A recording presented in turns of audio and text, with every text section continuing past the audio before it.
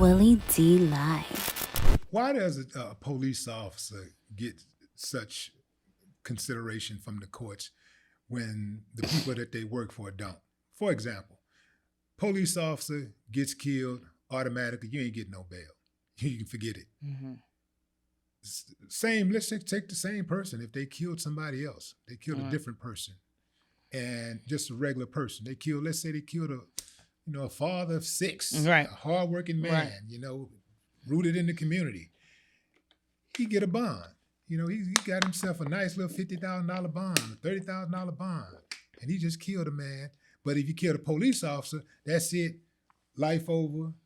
You gonna sit up in here until your trial. Why does the police officer get so much consideration over the citizens who pay their bills? Yeah, I think that's a good question. I think people tend to afford more credibility and respect for law enforcement because of how they put themselves out there every day, their nature. But I don't. I don't, because it's human beings. I get it. Like that guy that gets killed, his life is as important to his family and his community as that police officer's life is to his family and his community.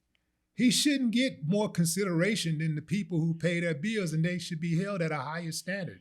If you and I get into a squabble and somebody gets injured or somebody get hurt, then we're gonna be held to a higher standard than police officers who gets to kill people, and because they're police officers, they get to be able to say, well, you only have a fraction of a second to react, and we're trying to get home to my family. Well, everybody's trying to get home to their family, right? And everybody has a fraction to react when they're in one of those situations.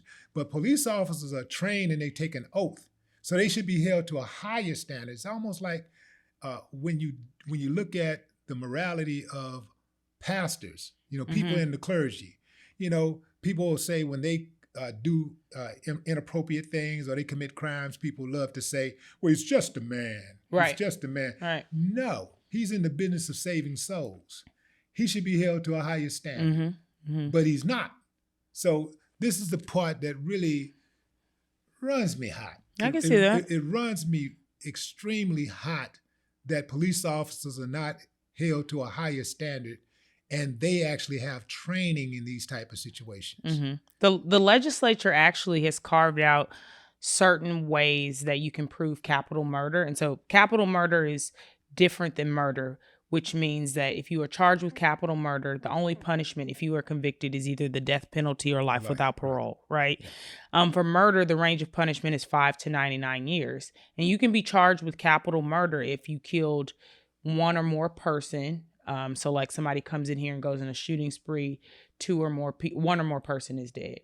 If you kill someone under the age of 10, if you kill someone while committing a burglary or a sexual assault, and also if you kill an officer in the line of duty. So the legislature has even carved out the kind of credibility that they afford law enforcement and how it is distinguished from murder. And just being charged with capital murder versus murder gives the judge a different amount of latitude when assessing bond. Yeah.